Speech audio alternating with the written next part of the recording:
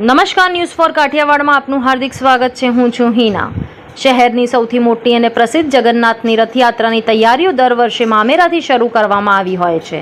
ત્યારે આ વર્ષના મામેરા માટે સરસપુર રણછોડ રાયજી મંદિર ખાતે ડ્રો કરી લકી યજમાનનું નામ જાહેર કરવામાં આવ્યું છે.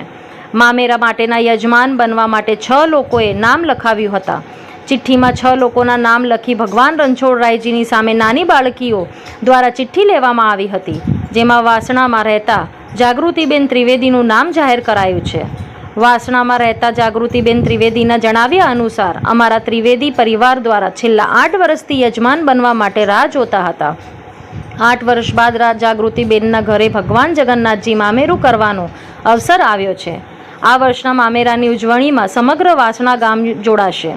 મામેરા સમયે અમારા પરિવારને ભક્તો દ્વારા 4 દિવસીય ઉત્સવની ઉજવણી પણ કરવામાં આવશે. તેમણે વધુમાં જણાવ્યું હતું કે આ વર્ષે મામેરા યજમાનની પરિવારની દીકરીઓ દાગીના અને વાઘા તૈયાર કરશે. લગ્ન પ્રસંગની જેમ ભગવાનનું મોસાળું કરવામાં આવશે.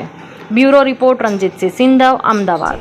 જો આપણા ભાણિયાનો પ્રસંગ હોય અને હરખ હોય એના કરતાં તો જગતના નાથનું મામેરું છે, એટલે કેટલો મોટો ઉમંગ હશે અમને લોકોને.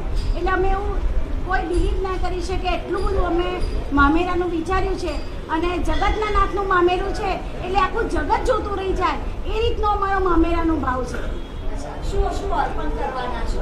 અમે સોના, ચાંદી, ભગવાનના વાઘા અલગ અલગ થીમથી રાખીશું એવી અત્યારે અમે વિચાર કર્યો છે કે કોઈએ ના કર્યું હોય એ રીતનું અલગ થીમ પ્રમાણેનું અમે મામેરું કરવાનું વિચાર્યું છે.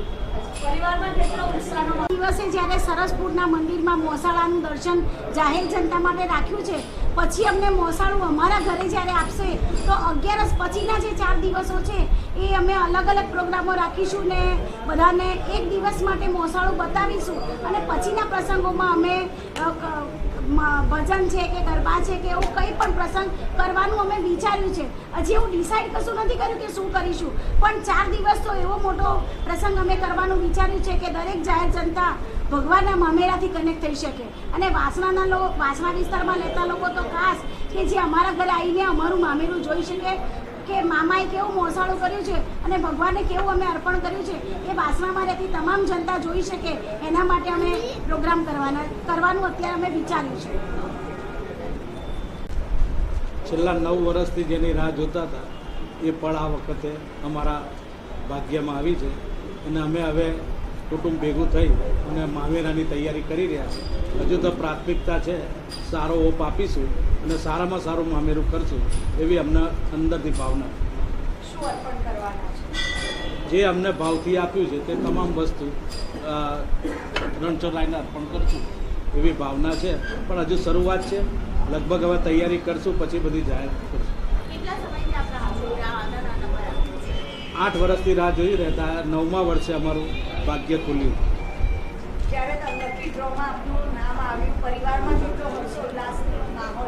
હર્ષો ઉલ્લાસ એટલો હતો કે એ દિવસે અમારા ત્યાં કથા હતી અને રામજીની પોથી માથે હતી અને અમને આ સમાચાર મળ્યા. લગભગ 1 કલાક હર્ષના આંસુ અમારાથી રોકાયા નહોતા. એટલો બધો હર્ષ ઉલ્લાસ અમારા કુટુંબને થયો હતો.